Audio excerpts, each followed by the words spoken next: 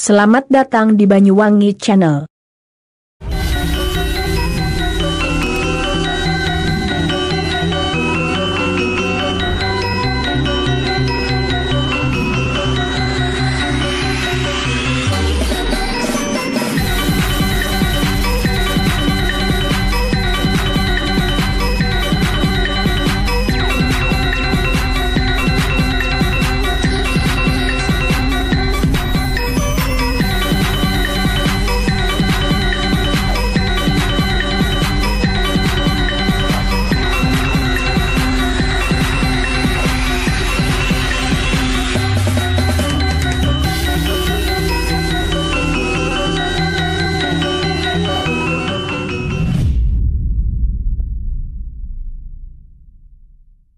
Sebelum melihat videonya, budayakan like, subscribe dan tekan tombol lonceng agar tak ketinggalan video selanjutnya.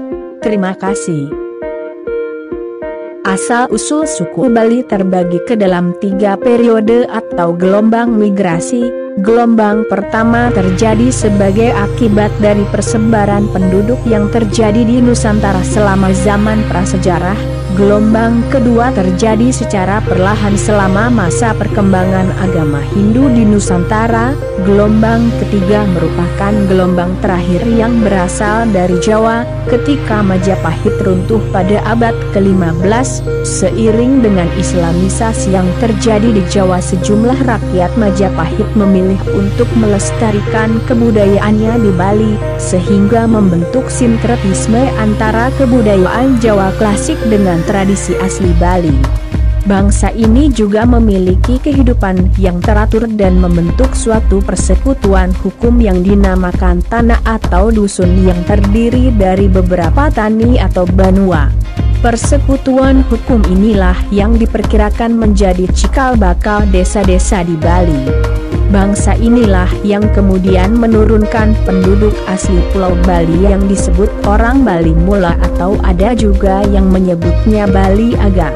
Ada pendapat yang mengatakan bahwa suku asli Bali ialah suku Aga, yakni salah satu subsuku bangsa Bali yang bermukim di desa Trunyan. Masyarakat Bali Aga dianggap sebagai orang gunung yang bodoh, karena masyarakatnya tinggal di pegunungan yang sangat terpencil dan pedalaman sekali, serta belum terjamah oleh teknologi sama sekali. Penduduk asli suku Bali Aga ini bermukim di pegunungan karena masyarakatnya menutup diri dari pendatang yang mereka sebut dengan Bali Hindu, yakni penduduk keturunan Majapahit. Selain itu, masyarakatnya juga menganggap bahwa daerah di pegunungan ialah tempat suci karena daerah tersebut banyak sekali puri dan kuil yang dianggap suci oleh masyarakat Bali. Selain suku Aga yang ada di Bali, ada pula suku Bali Majapahit. Suku ini berasal dari pendatang Jawa yang sebagian besar tinggal di Pulau Bali, khususnya berada di dataran rendah. Masyarakat suku Bali ini berasal dari masyarakat Jawa pada kerajaan Majapahit yang menganut agama Hindu. Mata pencaharian dari masyarakat suku ini ialah bercocok tanam. Suku ini juga menjadi salah satu pengaruh dari sejarah suku Bali. Pendapat lain mengatakan bahwa asal-usul suku Bali terbagi ke dalam 3 periode atau gelombang migrasi, yakni sebagai berikut.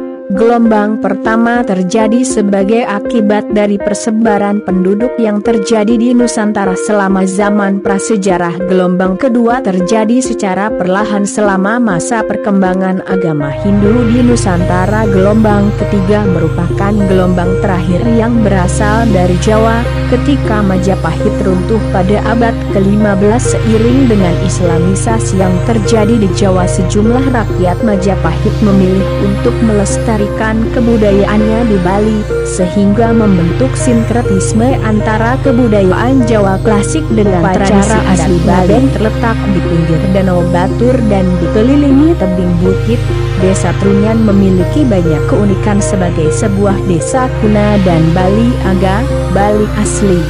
Konon ada sebuah pohon tarumenyan yang menebarkan bau sangat harum. Bau harum itu mendorong Ratu Gede Pancering Jagat untuk mendatangi sumber bau. Beliau bertemu dengan Ida Ratu Ayu dalam pingit di sekitar pohon-pohon hutan Cemara Landung. Di sanalah kemudian mereka kawin dan secara kebetulan disaksikan oleh penduduk desa hutan Landung yang sedang berburu. Tarumenyan itulah yang telah berubah menjadi seorang dewi yang tidak lain adalah istri dari Ida Ratu Pancering Jagat. Sebelum meresmikan pernikahan, Ratu Gede mengajak orang-orang desa Cemara Landung untuk mendirikan sebuah desa bernama Tarumenyan yang lama-kelamaan menjadi Trunyan. Desa ini berada di Kecamatan Kintamani, daerah Tingkat Ti Bangli. Ternyata tidak semua umat Hindu di Bali melangsungkan upacara ngaben untuk pembakaran jenazah. Di Trunyan, jenazah tidak dibakar, melainkan hanya diletakkan di tanah pekuburan. Trunyan adalah desa kuna yang dianggap sebagai desa Bali Aga, Bali asli. Trunyan memiliki banyak keunikan dan yang daya tariknya paling tinggi adalah keunikan dalam memperlakukan jenazah warganya.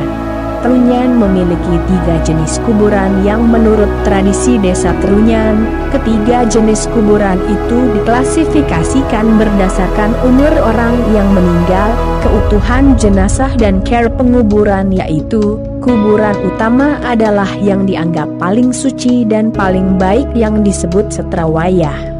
Jenazah yang dikuburkan pada kuburan suci ini hanyalah jenazah yang jasadnya utuh, tidak cacat, dan jenazah yang proses meninggalnya dianggap wajar, bukan bunuh diri atau kecelakaan. Kuburan yang kedua disebut kuburan muda yang khusus diperuntukkan bagi bayi dan orang dewasa yang belum menikah. Namun tetap dengan syarat jenazah tersebut harus utuh dan tidak cacat. Kuburan yang ketiga disebut sentra bantas, khusus untuk jenazah yang cacat dan yang meninggal karena salah pati maupun ulah pati, meninggal secara tidak wajar misalnya kecelakaan, bunuh diri. Dari ketiga jenis kuburan tersebut yang paling unik dan menarik adalah kuburan utama atau kuburan suci, Setrawayah. Kuburan ini berlokasi sekitar 400 meter di bagian utara desa dan dibatasi oleh tonjolan kaki tebing bukit. Untuk membawa jenazah ke kuburan harus menggunakan sampan kecil khusus jenazah yang disebut pedau. Meski disebut dikubur, namun care penguburannya unik, yaitu dikenal dengan istilah mepasah.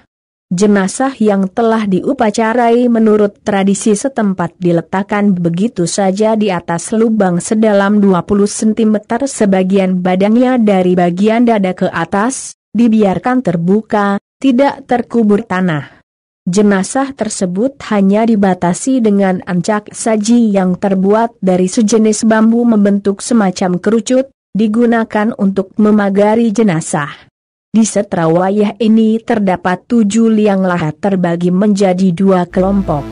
2 liang untuk penghulu desa yang jenazahnya tanpa cacat terletak di bagian hulu dan masih ada 5 liang berjejer setelah kedua liang tadi, yaitu untuk masyarakat biasa.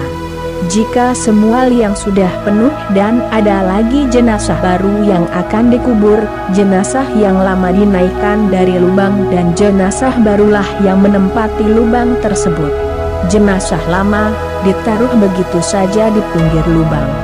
Jadi jangan kaget jika di Setrawayah berserakan tengkorak-tengkorak manusia yang tidak boleh ditanam maupun dibuang. Meski tidak dilakukan dengan upacara ngaben, upacara kematian tradisi desa Trunyan pada prinsipnya sama saja dengan makna dan tujuan upacara kematian yang dilakukan oleh umat Hindu di Bali lainnya. Upacara dilangsungkan untuk membayar hutang jasa anak terhadap orang tuanya. Hutang itu dibayarkan melalui 2 tahap. Tahap pertama dibayarkan dengan perilaku yang baik ketika orang tua masih hidup, dan tahap kedua pada waktu orang tua meninggal, serangkaian dengan perilaku ritual dalam bentuk upacara kematian.